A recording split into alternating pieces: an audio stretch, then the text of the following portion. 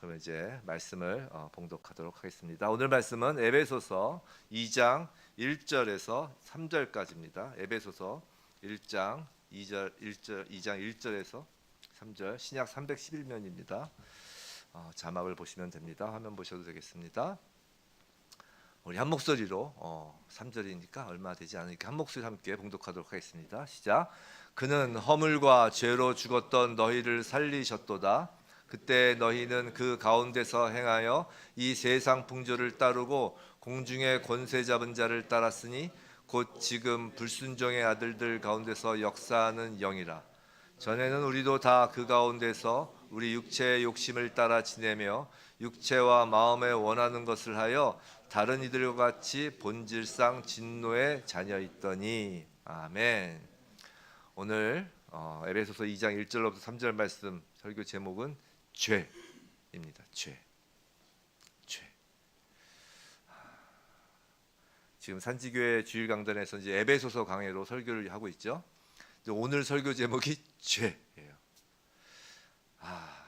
이런 생각 드실 수 있어요. 이게 교회에 은혜 받으러 왔는데 첫 마디가 죄라니 라는 생각 드실 수 있습니다.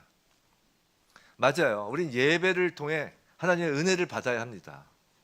하나님의 은혜는 정말 언제나 구하고 언제나 받아도 부족하죠. 늘 우리는 그것을 갈급해 합니다. 그런데 그 은혜를 깨닫고 누리기 위해선 또한 그 은혜가 얼마나 높고 얼마나 크고 장엄한지를 알기 위해서는 반드시 은혜 받기 전의 상태인 죄에 관해서 뼈저리게 알아야 한다는 것이에요. 이건 마치 높은 산 정상까지 올라서 그 정상의 기쁨을 만끽하기 위해서는 산에 오르기 전에 우리가 있었던 장소, 그 골짜기의 기쁨을 알아야 하는 것과 같다는 것이에요. 생각해 보세요.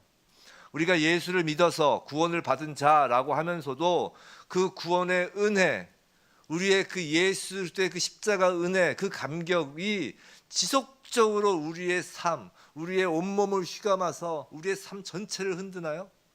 그렇지 않잖아요. 근데 왜 그러지 못할까요?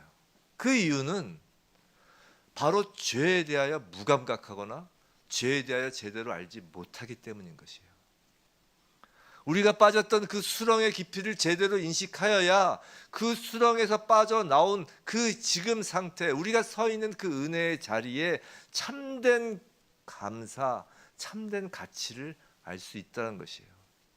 우린 지난주까지 이제 에베소서 1장을 다 보았죠. 에베소서 1장 기억해 보시면 사도 바울이 에베소서는 이제 사도 바울이 기록한 서신서인데 사도 바울이 이제 하나님을 향한 찬양을 하였습니다. 그렇죠? 그리고 사도 바울이 하나님을 향한 기도를 하였죠. 우린 찬양과 기도를 보았어요. 자, 그리고 이제 본격적으로 사도 바울은 복음에 관하여 이야기를 하려는 거예요. 복음, 기쁜 소식이죠. 기쁜 소식이 무엇인지 이제 에베소서 2장부터 이제 알려주려고 합니다.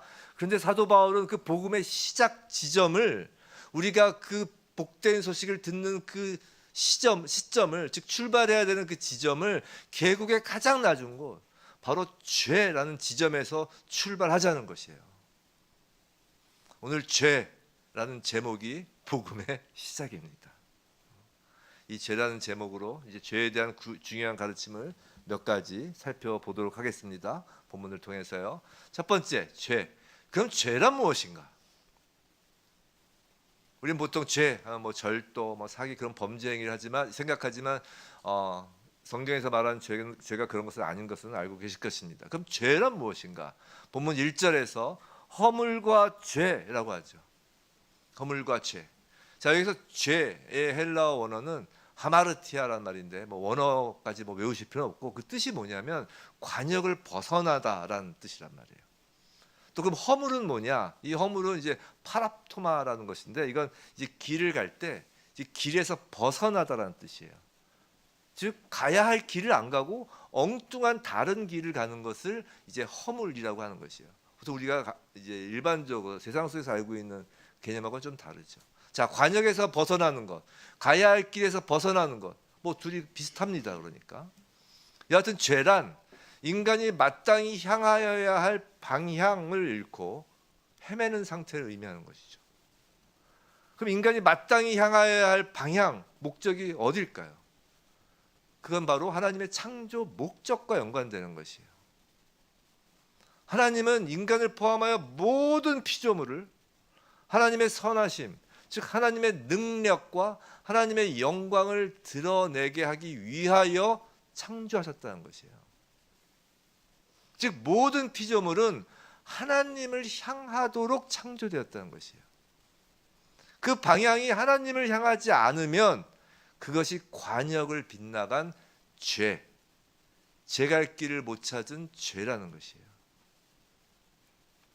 그래서 그 이전에 전도서 강의할 때 해 아래 새 것이 없다 하면서 이제 헤벨에 대해서 이야기했죠. 헤벨의 반대가 뭐였죠? 올람이었죠. 우리나라 말하고 좀 비슷한 것 같죠. 헤벨, 막 헤매는 거예요. 헤벨은 이제 호흡을 내숨는 그거에 나오는 단어인데 그게 뭐예요? 헛된 삶이에요, 이 세상에. 방향이 없기 때문에 그런 것이죠. 우리 하물며 재벌들도, 하물며 권력자들도 결국 인생 말년에 가면 다 헛되다. 근데 왜 살았나 이런 생각들 한다는 거 아니에요. 방향을 잃은 그 걸음걸음, 그 관역을 벗어난 것들, 그것이 다 죄라는 것입니다. 그럼 그렇게 죄에 빠진 인간은 이제 어떤 상태로 존재하는 것일까? 이제 둘째, 첫 번째가 죄란 무엇인지 이제 알았습니다. 둘째 이제 죄의 결과예요. 죄의 결과, 즉 죄의 상태인 것이죠. 그것은 죽었다는 것입니다. 아주 간단합니다. 본문 1절 다시 띄워주세요. 그는 허물과 죄로 죽었던 너희를 살리셨도다. 자, 허물과 죄의 결과가 뭐라고요? 죽었던이에요. 죽었던. 뒤에 이제 너희를 살리셨도다 부분은 원어에는 없어요. 원어는 1절이 아주 간단해요.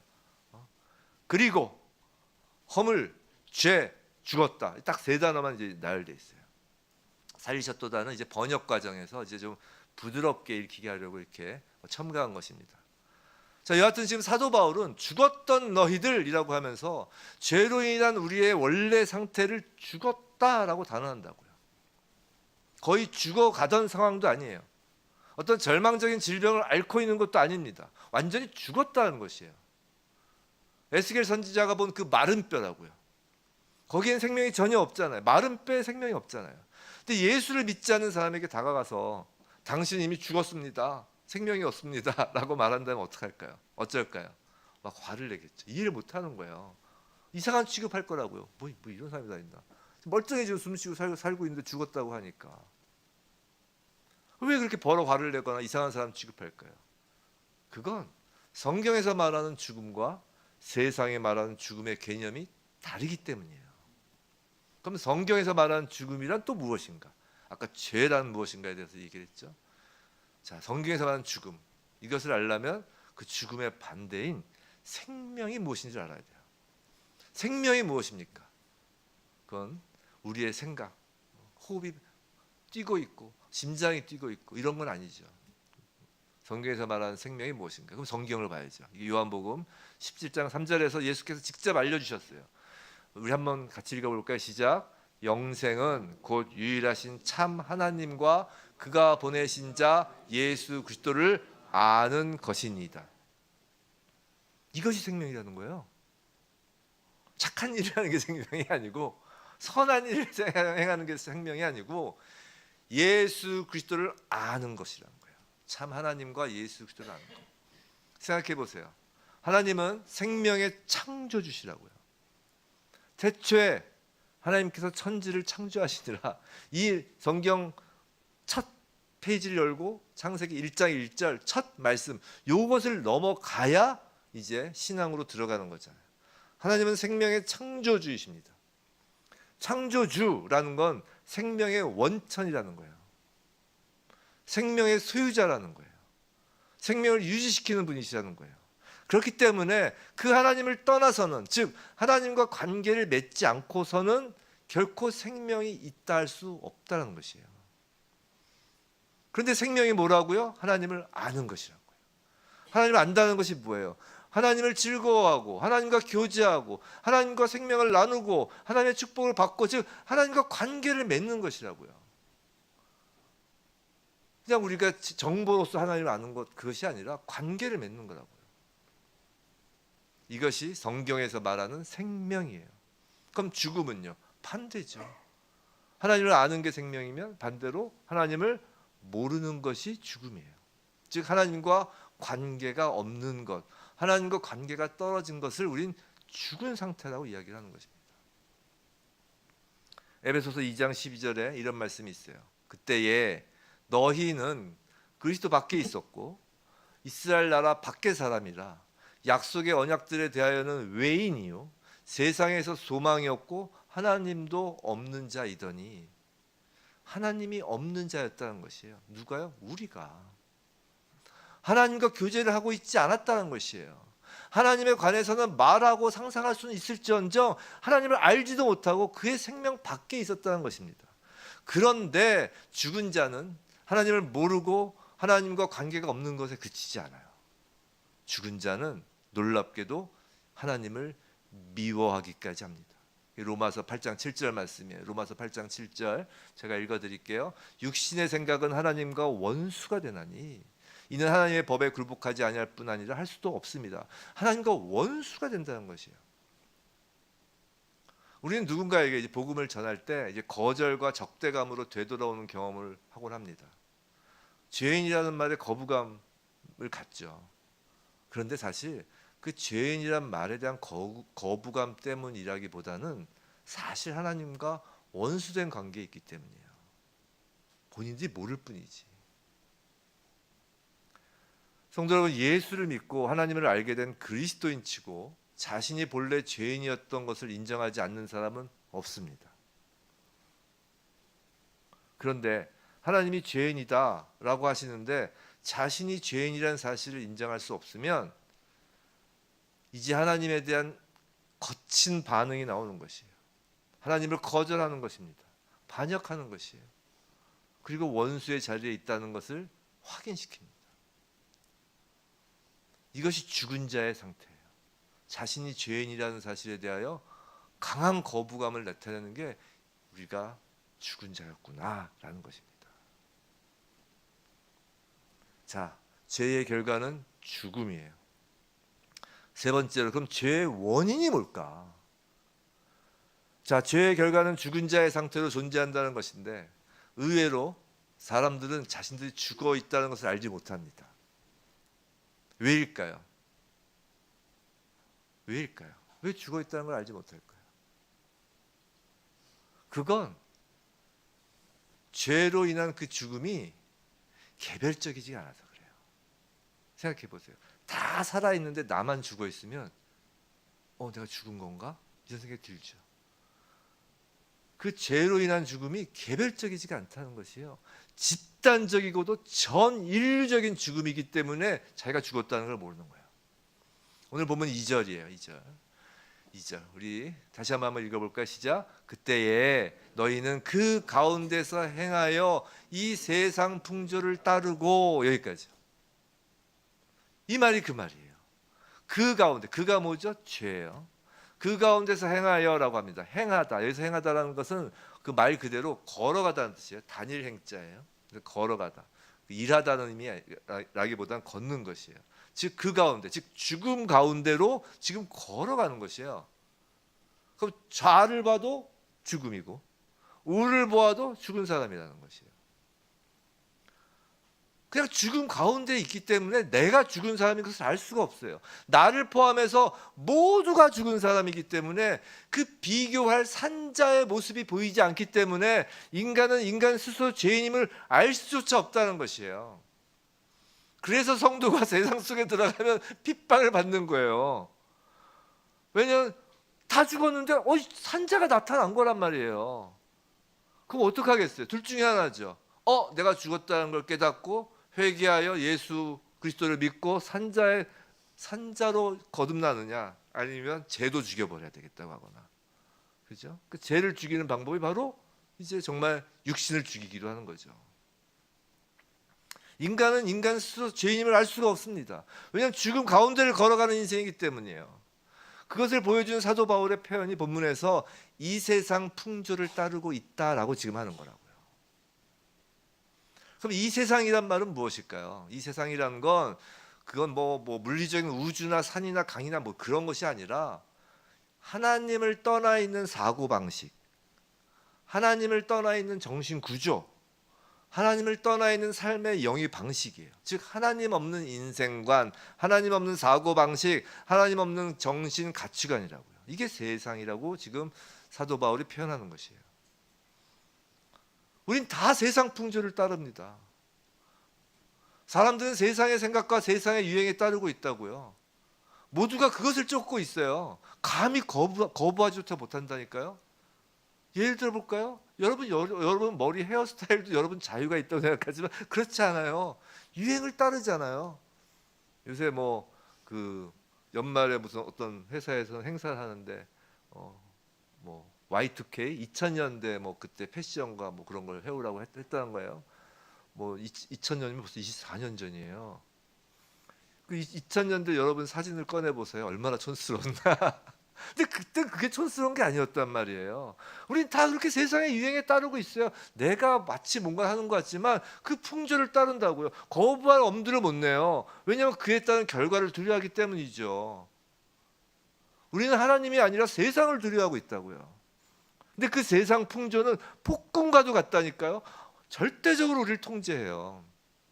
입고 다니는 옷과 머리 모양 그것뿐인가요? 그 생각, 세상의 그 가치관, 그 성적인 부패, 뭐 그런 거 아주 사소해 보이는 것부터 아주 철학적인 사고까지 완벽하게 우리는 세상의 풍조의 지배를 받는다고요.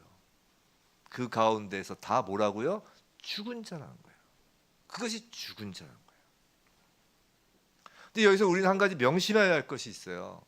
그건 사도 바울이 지금 죽은 자를 정죄하려고 이런 말을 하는 게 아니라는 것이에요.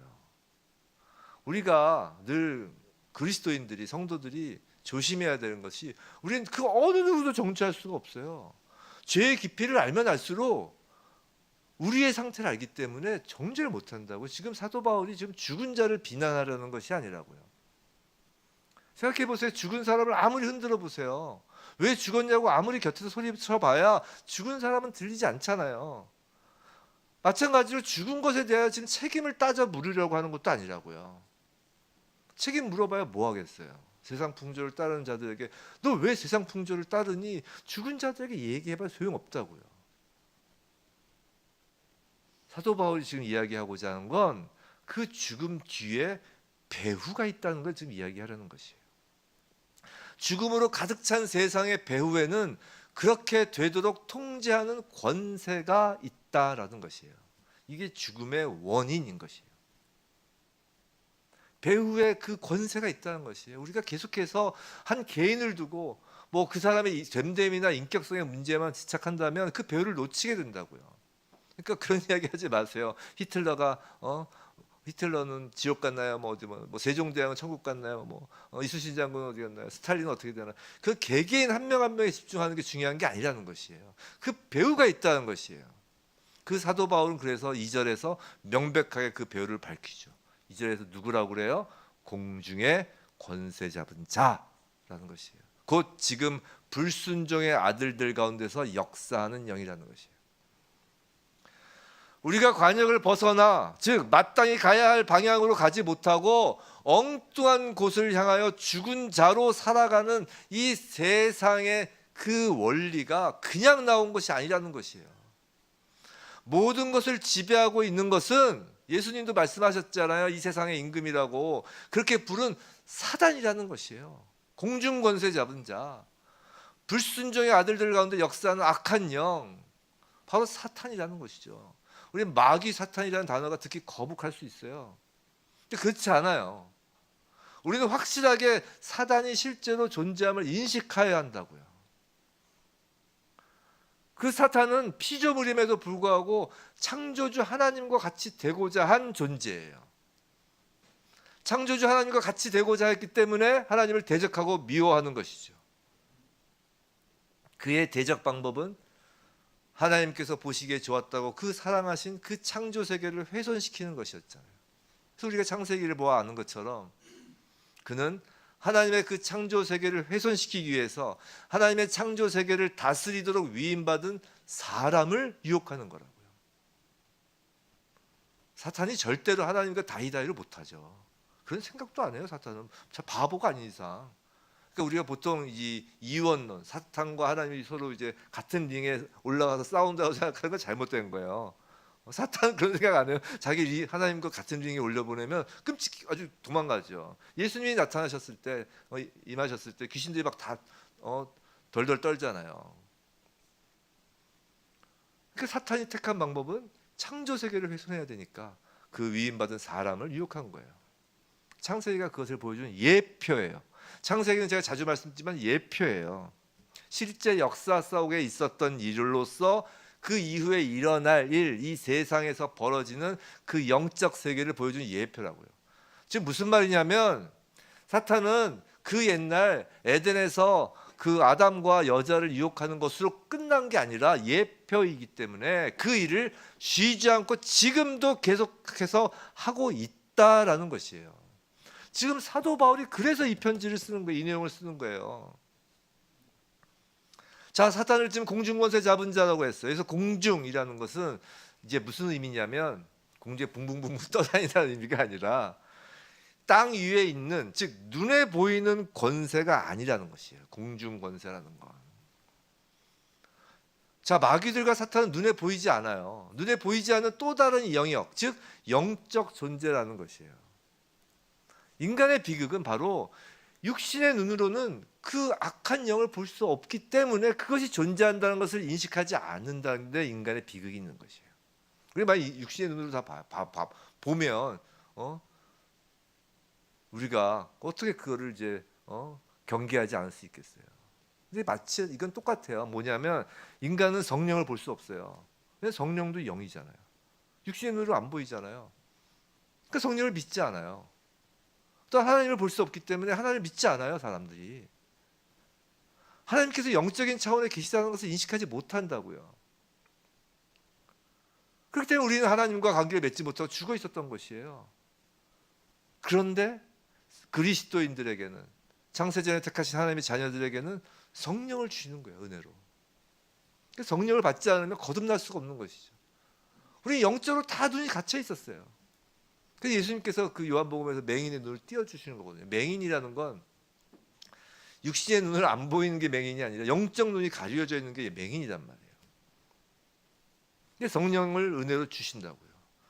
그렇게 영의 눈이 떠지면 그때 뭐가 보여요? 하나님이 보이는 거예요. 이제 성령으로 하나님을 보는 거예요. 우리가 아무리 성경책을 그냥 읽어보세요. 성령의 그 조명하심이 없이 성경책을 읽으면 이 안에서 하나님을 발견 못해요.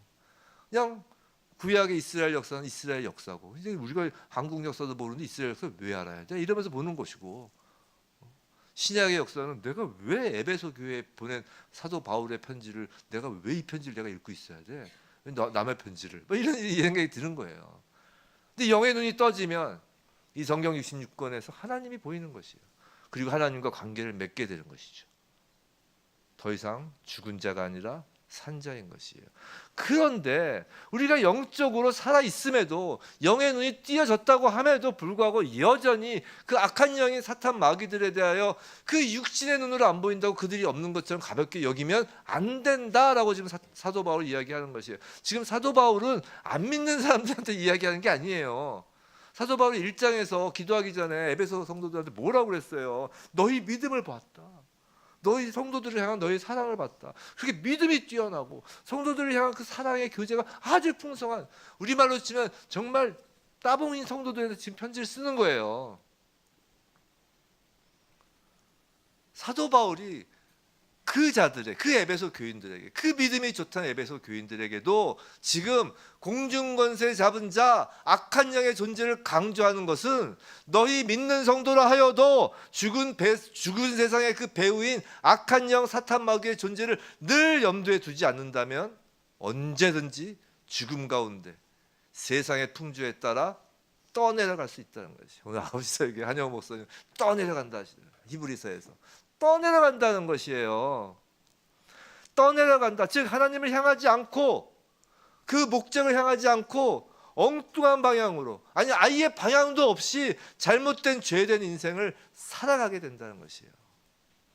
이 땅에서 그냥 헤벨로 산다는 것이에요. 헤벨로. 헛된 인생으로.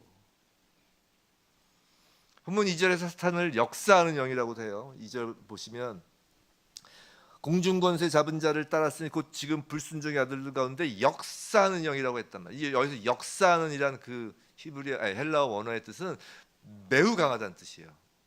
즉 거기에는 힘과 능력과 에너지가 있어요. 성도 여러분, 사단 마귀를 두려워할 필요는 없지만 알고는 있어야 된다는 것이에요. 힘이 있다는 것이에요. 능력이 있다는 것이에요. 에너지가 있다는 것이에요. 그들은 영리해요. 그래서 그 창세기에서 뱀을 소개할 때 간교하다 그러잖아요. 간교하다, 영리하다는 것이에요. 얼마나 영리하냐면 스스로를 광명의 천사로 위장할 수 있는 능력을 가지고 있다는 것이에요. 그래서 우리가 넘어지는 거예요. 육신의 눈으로 볼 땐 분별이 안 되거든요. 그게 우리가 직면하고 있는 문제라는 것이에요. 마귀들과 사탄들이 다른 곳에 있는 것이 아니라 그리스도인의 삶 가운데 교회 안에 있다. 그래서 지금 사도 바울이 에베소 교회에 그리고 지금 우리에게 이 편지를 쓰는 거라고요. 성도 여러분, 우리 명심해야 합니다. 하나님의 아들이신 예수에게까지도 서슴지 않고 와서 그를 시험하면서 네가 하나님의 아들이여든 이라고 하며 도전하였던 사탄이라고요. 하물며 우리에게는 어떻겠습니까? 매일 매순간 시험한다고요. 세상의 배후에 있는 공중권세 잡은 자, 악한 영은 자기의 모든 힘과 능력과 권세를 총동원해서 죽은 자에서 산자로 옮겨진 그리스도인들을 시험하고 넘어뜨리려고 한다는 사실을 명심해야 한다는 것이에요. 사탄도 바보가 아닌 이상 자기 편은 안 건드려요. 죽은 자들은 안 건드린다고요. 자, 그럼 우리는 어떻게 해야 될까? 이렇게 죄의 원인을 알았어요. 그 배후에 사탄 마귀가 있다는 것을 알았어요. 그럼 우리 이제 사탄 마귀를 더욱 연구해야 할까요? 막 그들의 배후, 즉 사탄 마귀가 주어지는 그 세상의 그 사고 방식과 세상의 정신 구조를 막 탐구해야 할까요? 뭐 지피지기면 백전백승이니까 상대방을 알아야지. 그렇지 않다는 것이에요. 로마서 12장 2절 말씀입니다. 우리 로마서 12장 2절 말씀 우리 함께 읽어볼까요? 시작. 너희는 이 세대를 본받지 말고 오직 마음을 새롭게 함으로 변화를 받아 온전한 뜻이 무엇인지 분별하도록 하라. 분별하라는 것이에요. 성도 여러분, 우리가 이 땅에 살아가면서 예수를 믿은 이후에 가장 중요한 것 중에 하나는 분별하는 것이에요. 그래서 분별하다라는 단어의 본래의 뜻은 위조품을 구별한다라는 뜻이에요. 자, 위조품을 구별한다. 제가 이전에 들은 이야기인데 그 진짜 화폐와 위조 지폐를 분별하는 분별사들이 있어요. 그죠? 이제 훈련을 받는데 이제 그걸 이제 위조 지폐를 분별하기 위해서 이제 고도로 이제 그 훈련을 받는데 어떤 훈련을 받냐면 위조 지폐가 아니라 진짜 화폐를 계속 만지게 한다는 거예요. 그 위조 지폐 만졌다가 진짜 화폐 만졌다 이렇게 하면 위조 지폐를 구별 못 한대요. 진짜 화폐만 계속 만지면서 그 감각을 키우는 거예요. 마찬가지예요. 우리가 악한 영이 광명의 천사로 위장하여 세상의 모든 지식과 사상과 문화를 그 악한 영이 그 광명의 천사로 위장하여 그것을 통제할 때 우리가 잘 뭐 소위 말하는 뭐 인권이니 뭐니 뭐 정의니 뭐니 얼마나 좋은 이야기들이 많아요. 우리의 귀를 정말 달콤하게 하는, 정말 가슴이 불끈불끈 이렇게 가슴을 뛰게 하는 그런 좋은 어떠한 언어, 어떠한 수사를 쓴다 할지라도 그것이 정말 하나님으로부터 온 것인지 아니면 악한 영으로 인한 것인지를 분별하는 방법은 하나님을 드러내는, 즉 하나님의 그 선하시고 기뻐하시며 온전하신 뜻이 무엇인지 그 분별을 하려면 그 하나님의 뜻이 무엇인지, 즉 하나님을 아는 지식을 더욱 키워가는 것이 분별하는 방법이라는 거예요. 그래서 말씀, 기도, 예배 등을 통해서 하나님을 아는 지식을 더욱 키워가야 된다는 것이죠. 성령을 통해 오직 예수님께 집중하며 말씀을 읽고 예수님께 의지하며 기도하고 설교를 통해 예수님의 마음을 우리가 받는 것이에요. 오직 예수님만이 사탄의 모든 시험과 대적을 이기신 분이기 때문에 우리가 예수를 통하지 않으면 분별할 수가 없다는 것이에요. 죄를 가져오는 사탄을 분별하는 방법은 사탄에 집중하는 것이 아닙니다. 그래서 아마 지금까지 제 설교 들으셔서 제가 사탄에 대해서 오늘처럼 길게 이야기한 적이 없을 거예요. 혼자 알고 경고를 해야 되고 또 오늘 본문의 말씀이 있으니까. 보통 이제 막 사탄을 너무나 집중적으로 이제 궁금해하게 하고 막 거기서 이렇게 그래서 뭐 너튜브 같은 거 보면 막 나오잖아요. 그런 거 너무 보지 마세요. 그런 거 볼 시간에 예수님께서 집중하세요. 말씀에서 집중하세요. 오직 예수 그리스도에 집중하여 하나님을 알아가는 것만이 영적 분별을 가지고 영적 전쟁에서 승리하는 것임을 명심한 우리 모두 되기를 주님의 이름으로 축원합니다. 자, 우리는 지금까지 죄가 무엇인지 봤어요. 또 죄에 빠진 사람의 상태, 그 죄의 결과가 무엇인지 봤어요. 죽음이었어요. 그리고 왜 그러한 죄에 빠지는지에 관하여도 살펴보았어요. 죄의 원인, 그것은 배후의 공중권세 잡은 자라고 했어요. 그 여기서 끝이냐? 그게 아니라 그럼 실제로 죄에 빠진 사람들이 이 땅에서의 삶 속에서 어떻게 살게 되는지를 우리는 알 필요가 있다는 것이에요. 난방을 좀 끌까요? 네. 난방을 좀 꺼주세요. 네. 다들 더워서 옷을 벗으시고 슬슬 졸음이 오시고 그러시죠. 자, 다시 죄에 빠진 사람들이 삶 속에서 어떻게 살게 될까요?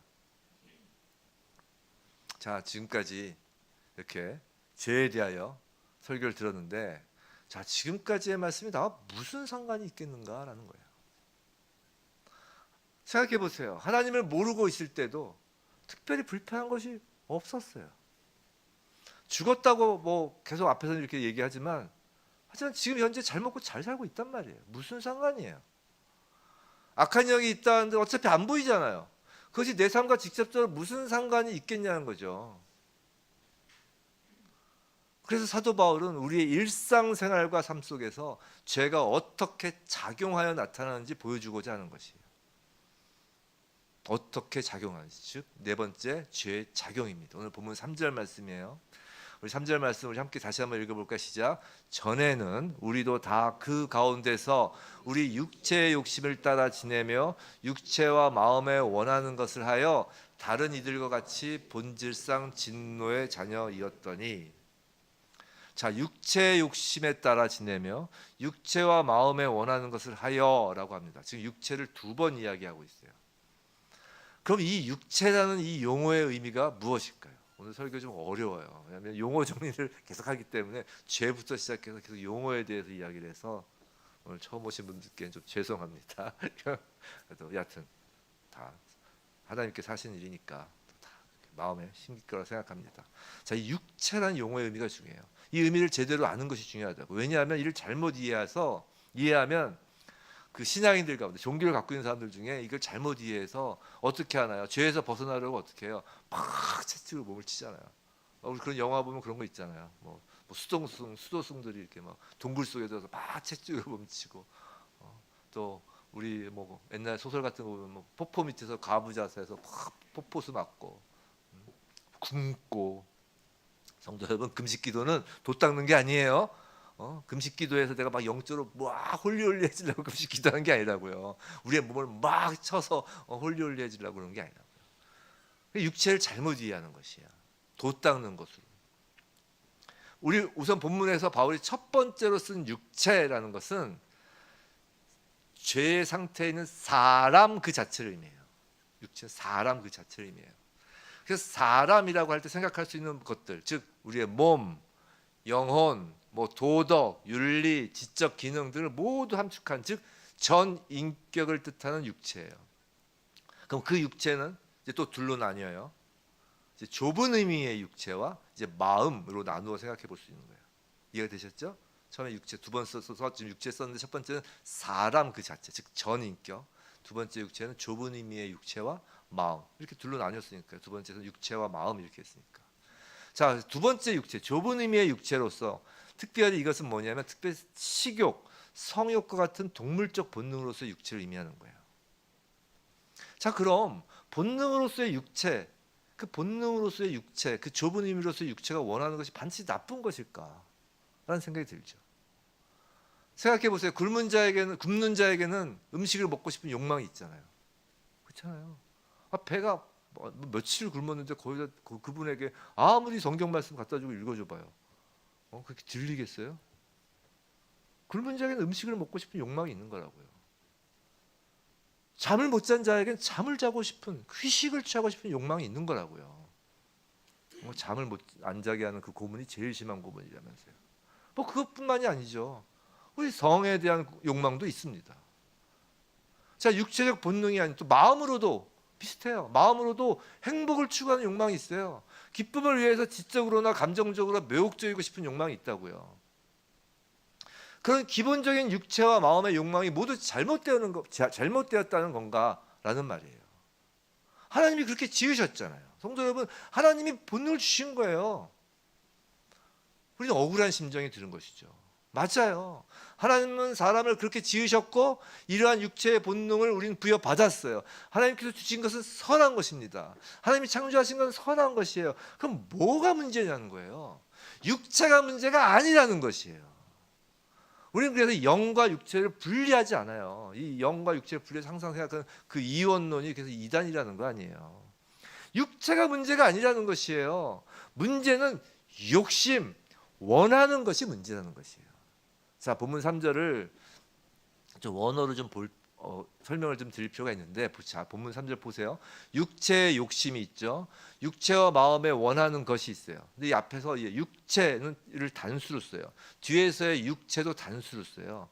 근데 육체의 욕심 할 때 그 욕심, 원하는 것 할 때 원하는 것은 다 복수를 쓰고 있어요. 이게 무슨 말이에요? 복수라는 건 뭐냐면 무절자다는 것이에요. 이게 무슨 말이냐? 본래 하나님이 주신 선한 육체는 하나님의 피조물로서 육체가 바라는 것이 복수형이 아닌 단수형이 되는 것이 원래 육체에 바라는 것이어야 된다는 것이에요. 단수형. 오직 하나님의 창조 목적, 시작할 때 말씀드렸던 그 방향이 하나이어야 된다는 것이었어요. 육체에 바라는 것이. 그런데 죄, 즉 하나님을 모르면 그때부터 육체의 요구는, 육체의 그 욕구, 육체의 요구는 하나님과 관계가 끊어졌으니까, 그 방향이 없어졌으니까, 안 보이니까 이제 복수형이 된 거예요. 무질서하고 무절제하게 된 거라고요. 이것이 죄에 빠진 사람들의 모습이라는 거예요.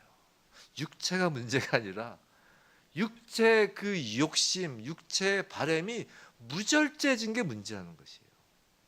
예를 들어 볼까요? 좁은 의미의 그 육체인 동물적 본능을 보자고요. 자, 동물적 본능으로 해서 욕심을 보면, 그래서 갈증이 나요. 그럼 마시는 거 마셔야죠, 당연히. 근데 이것이 무절제해지면 이제 육체의 갈증을 위해서 마시는 것뿐만 아니라 이제 즐기기 위해서 마시게 되죠. 근데 즐기는 것이 이제 더 나아가지면 이제 육체가 원하는 것이 돼요. 자, 복수형이라는 것은 원하는 것이 끝이 없다는 것이에요. 즉 중독이 된다는 것이에요. 자, 모두가 잠을 자야 하지만 잠이 중독이 되면 뭐가 되죠? 나태가 되는 거예요. 성경에서 나태한 것을 죄라는 거잖아요. 참 끌어죽기가 되는 것이에요.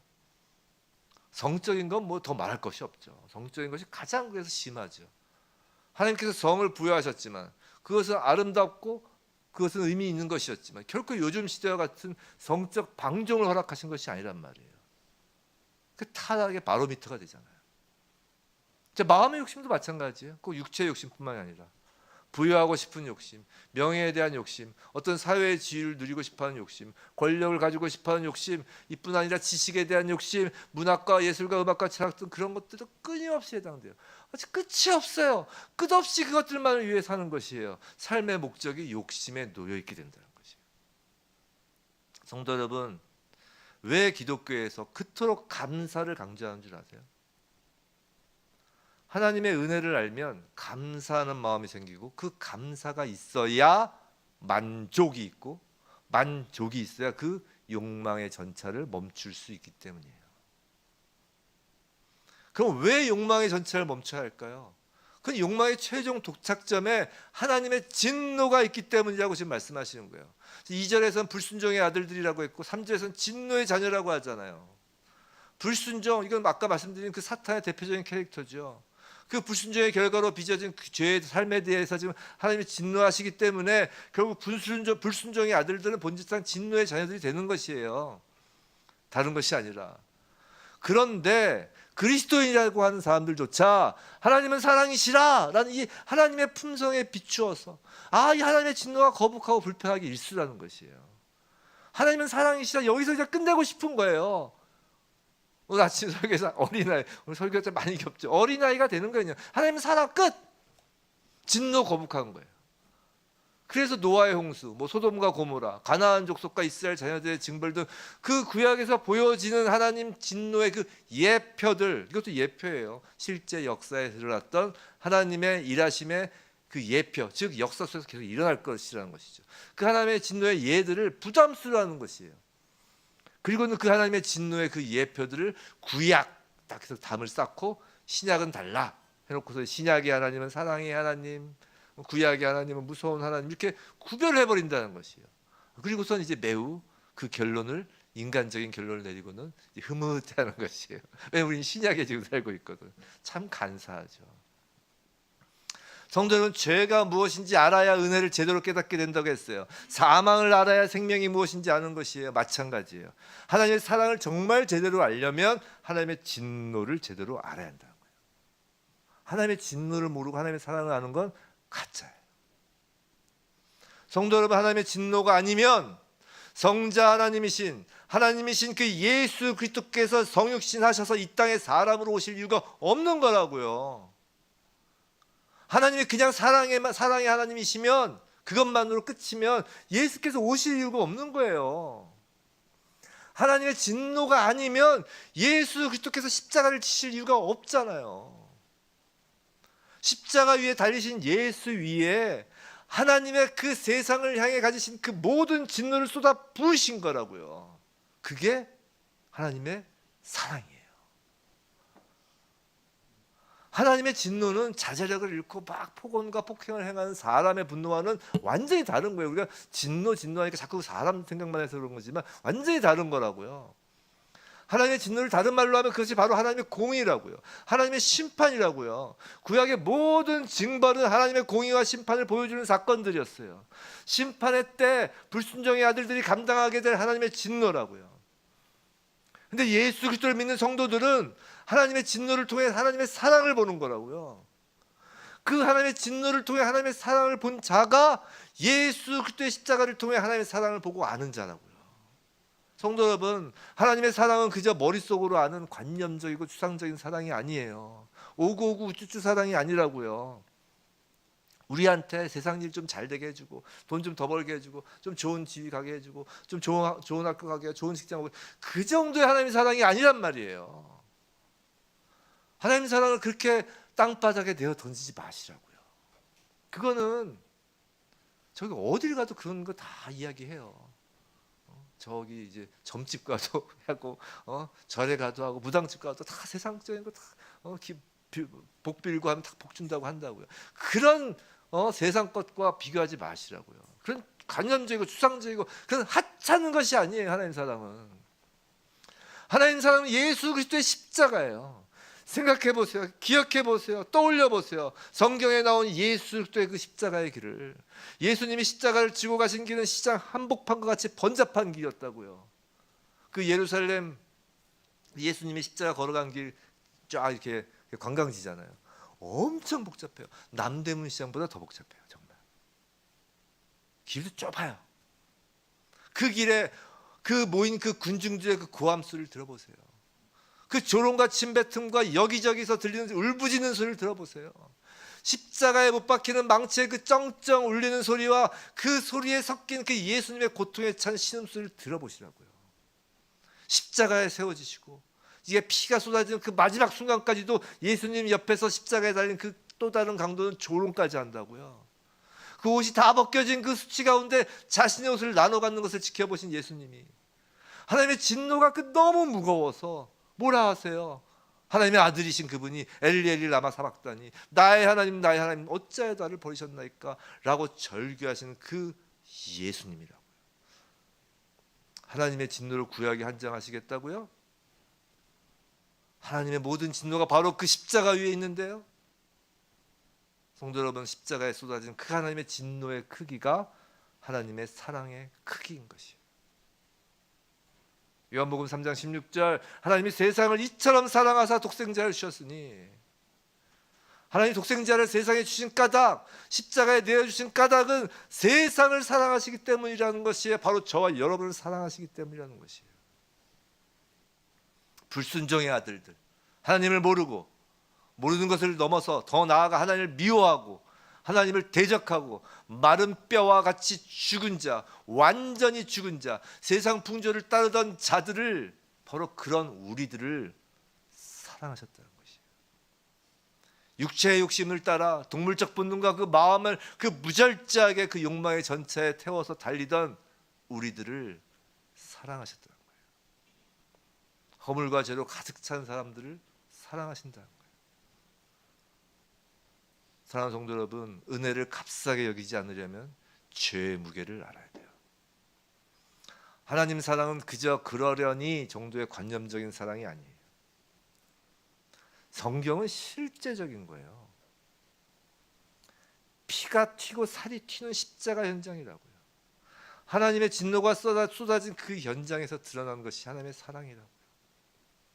오직 예수 그리스도를 통한 은혜와 그 사랑으로만 세상의 배후인 악한 영의 능력과 권세와 시험, 즉 광명의 천사로 둔갑하는 그 간악한 술책을 이길 수 있는 거예요. 우리 힘으로 못하는 것이에요.